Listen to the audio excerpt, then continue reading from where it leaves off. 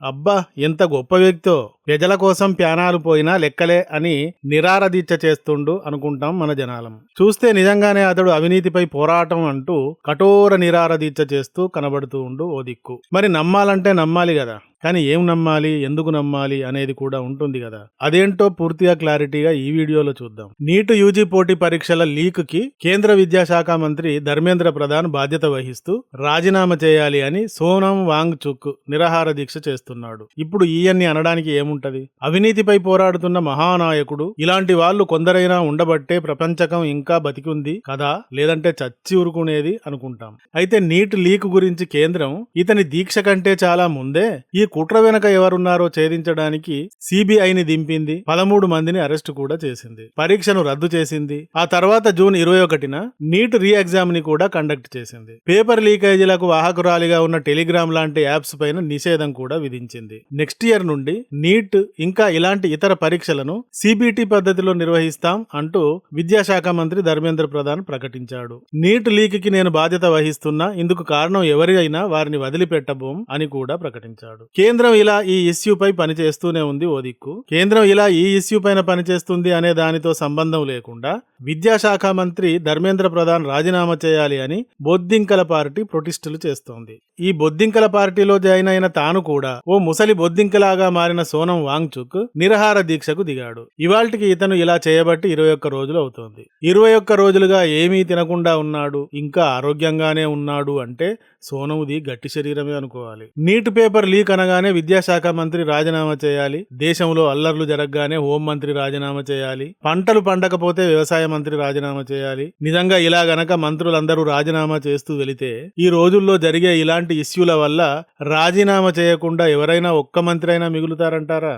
Neat లీకుని గురించి CBI, కోర్టుల లాంటి వ్యవస్థలకు ఆ పనిని అప్పగించేసింది. అవి పనిచేస్తున్నాయి కూడా ఓ దిక్కు. కానీ సోనం విద్యాశాఖ మంత్రిని రాజీనామా చేయాలనడం ఎందుకు అంటే విద్యాశాఖ మంత్రి అవినీతి పరుడు అని దేశానికి ప్రచారం చేయాలి. అతను బీజేపీ ప్రభుత్వానికి చెందినవాడు కాబట్టి బీజేపీని టార్గెట్ చేయడం దీని వెనుక ఉన్న ఉద్దేశం. సోనం వాంగ్చుక్ లాంటి వాడు నిరాహార దీక్ష అనేసరికి ఈ విషయం మీడియా అంతా మారుమోగిపోతుంది. దేశం మొత్తం రోజు వినబడే న్యూస్ అవుతుంది. అందుకే బొద్దింకల పార్టీ ఇతడిని నిరాహార దీక్ష అని పడుకోబెట్టింది. మన పట్ల మొదటి నుండి శత్రుత్వం ప్రకటిస్తున్న వాడు ఎవడైనా ఉంటే వాడి వల్ల జరిగే నష్టం కంటే మిత్రుడిలా నటిస్తూ కీడు చేసేవాడి వల్ల ఎక్కువ ప్రమాదకరంగా ఉంటుంది. ఎందుకంటే శత్రువు గురించి వాడు మన శత్రువు అని తెలిసి మనం జాగ్రత్తగా ఉంటాం. కానీ మిత్రుడు అని నమ్ముతాం కాబట్టి వీడి పట్ల ఏ జాగ్రత్త తీసుకోం. అందువల్ల వీడికి నష్టం చేయగల అవకాశం ఎక్కువ.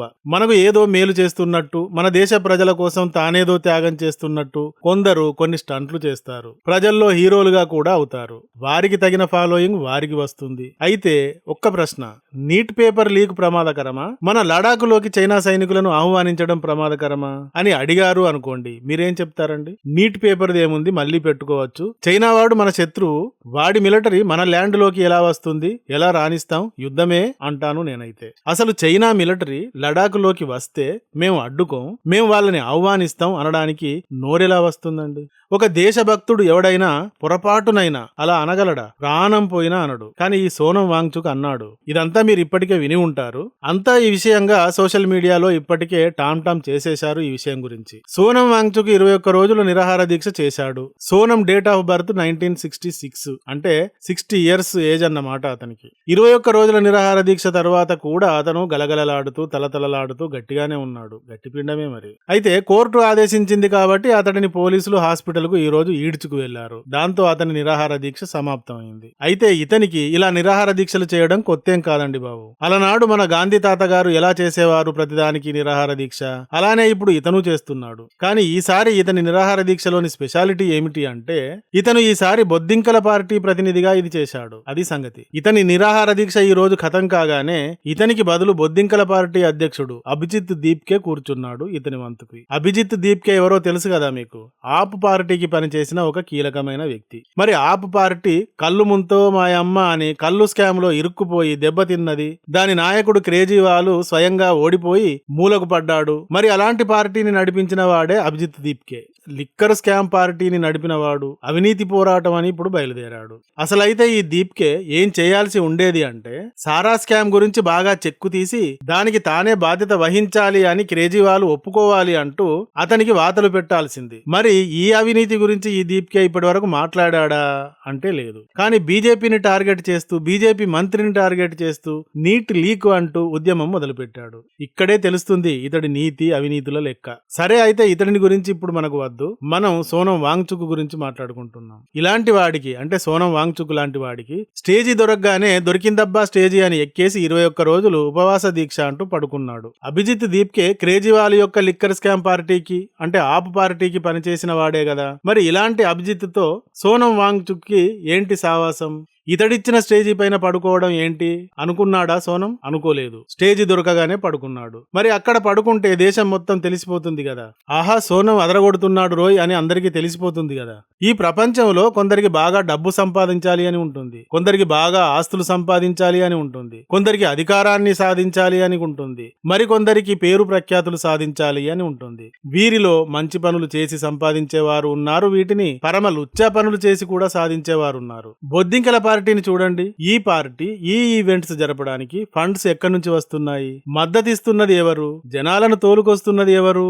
ఎవరు అంటే కాంగ్రెస్, కమ్యూనిస్ట్, ఆమ్ ఆద్మీ పార్టీ లాంటివే అండ్ ఇతర లెఫ్టిస్ట్ పార్టీలు కూడా ఉన్నాయి. ఇదంతా వెరీ క్లియర్ కదా. బీజేపీ అయితే ఇతను చైనా ఏజెంట్, ఇతడికి చైనాయే అన్ని సమకూరుస్తోంది, చైనాయే నిప్పు రాజేస్తోంది అంటోంది. ఒకసారి ఈ రెండు విషయాలను గురించి మనం కాస్త క్లారిటీగా మాట్లాడుకోవాలి. ఈ దేశాన్ని సుదీర్ఘకాలం పాలించిన పార్టీ ఏమిటి? కాంగ్రెస్. బెంగాల్ ని 24 ఏళ్లు సుదీర్ఘకాలం పాలించిన పార్టీ ఏమిటి? కమ్యూనిస్టు. ఢిల్లీని 10 ఏళ్లు పాలించింది ఎవరు? ఆపు కదా. 60 నుండి 70 ఏళ్లు కాంగ్రెస్ పాలనలో దేశం ఎలా ఉండేది? బాబోయ్, స్కాములు స్కాములు స్కాములు అని వినలేక చెవులు సిగ్గుపడేవి. ఇక మన్మోహన్ గారి హయాంలో ఆయన సోనియా గాంధీ గారి వెనక, రాహుల్ గాంధీ గారి వెనక పిల్లిలాగా తల వంచుకుని నిశ్శబ్దంగా వెళుతూ ఉంటే ఇంత పెద్ద దేశానికి ఇంత బలహీనత అని బాధేసేది. విదేశాలలో భారత్ పేరు వినబడేదే కాదు.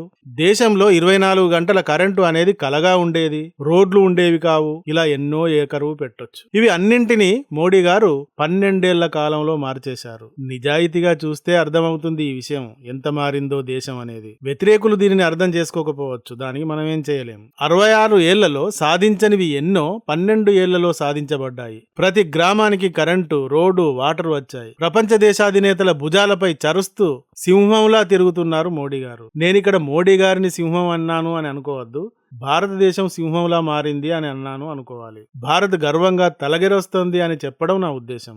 ఇది ఇప్పటి కొత్త తరానికి అవగాహనకి రాకపోవచ్చు గాని 60 ఏళ్ల వాంగ్చుక్కి బాగా అవగాహనకి రావాలి కదా, ఏ కాలంలో దేశం పరిస్థితి ఎలా ఉండేదో. కానీ ఆయన ఈ రోజు ఎవరి మద్దతుతో, ఎవరు తోలుకొచ్చిన జనాలతో ప్రోగ్రాం పెట్టుకుంటున్నాడు? కాంగ్రెస్ తో పెట్టుకుంటున్నాడు. ఇక వెస్ట్ బెంగాల్ ని 25 ఏళ్లు సిపిఎం పాలించింది.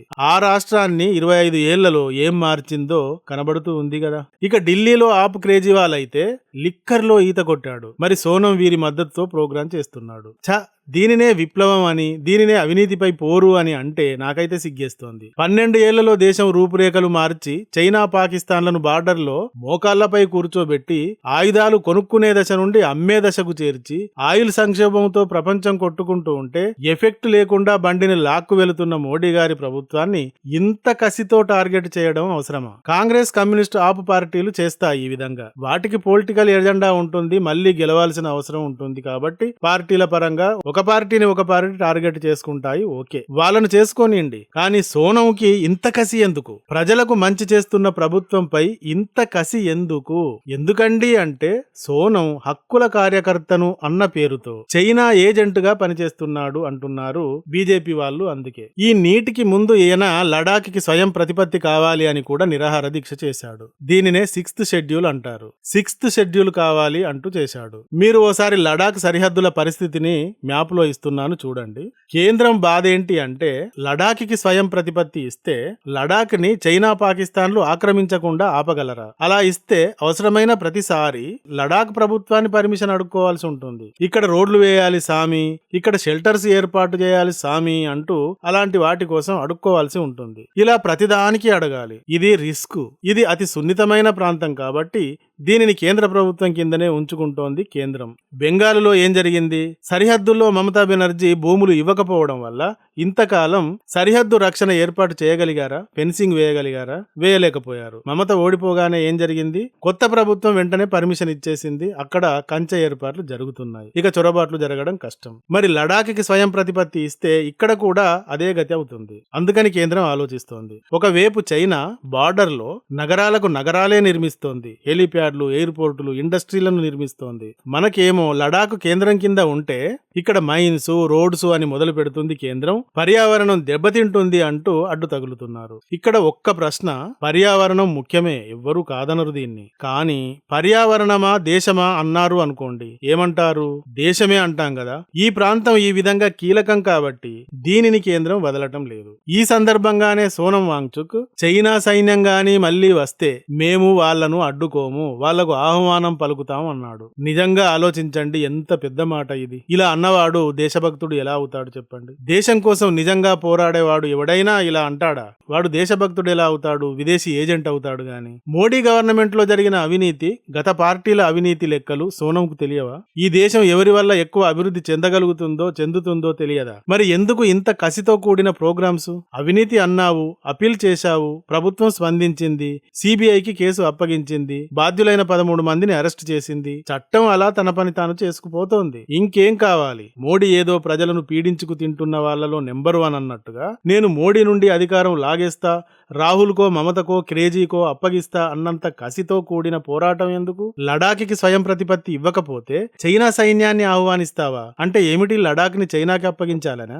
మొదట ఇతను చైనాకి వ్యతిరేకంగా ప్రోగ్రామ్స్ చేశాడు, సమాజంలో పేరొచ్చింది. లడాఖ్కి స్వయం ప్రతిపత్తి గానీ ఇస్తే ఇతనిక్కడ ఈజీగా నాయకుడవుతాడు. కానీ కేంద్రం ఇవ్వట్లేదు. దాంతో కోపం పట్టలేక చైనా సైన్యానికి ఆహ్వానం చెప్తా అన్నాడు. ఇక కోపం నశాలానికెక్కి దిగక అభిజిత్ దీప్కే బొద్దింకల పార్టీతో కలిసి అందులో మెయిన్ ఫిగర్ అయి నిరాహార దీక్షకు దిగాడు. సోనం వాంగ్చుక్ లడాఖ్ లో నీటి కొరత తీర్చడానికి చలికాలంలో వృధాగా పోయే నీటిని ఆర్టిఫిషియల్ గ్లేసియర్స్ గా మార్చే విధానాన్ని తయారు చేశాడు. లడాఖ్ లోని -డిగ్రీల నుండి తప్పించడానికి సైనికుల కోసం సోలార్ ఎనర్జీతో వేడెక్కే టెంట్స్ ని తయారు చేశాడు. HIAL అను కొత్త రకం యూనివర్సిటీని స్థాపించాడు. అందుకే ఇతడి స్టోరీనే 3 Idiots సినిమాగా తీశారు అన్నారు మొదట. కానీ మొన్ననే అది నా స్టోరీ కాదు అని సోనం అన్నాడు. సినిమా తీసిన అమీర్ ఖాన్ కూడా అతని స్టోరీ కాదన్నాడనుకోండి, ఇది వేరే టాపిక్. తర్వాత చైనా సైనికులు 2020లో ముందుకు వచ్చినప్పుడు, ఫైటింగ్ జరిగినప్పుడు చైనాకు వ్యతిరేకంగా పోరాడాలి అని పిలిపించాడు. మొదట మోడీ గారు తెచ్చిన 370 ఆర్టికల్ ని స్వాగతించాడు. ఇవన్నీ చేశాడు కాబట్టి ఇతడు చాలా ఫేమస్ అయ్యాడు. ఇన్ని చేశాడు కాబట్టే మనందరం ఈయన గురించి ఇంతలా మాట్లాడుకుంటున్నాం. ఇది సరిపోదా? బాగానే పేరు వచ్చింది కదా. ఇన్ని చేశాను, ఇంత పేరు వచ్చింది, లడాఖ్లోకి చైనాను ఆహ్వానిస్తాను అని అంటే ఊరుకుంటారా?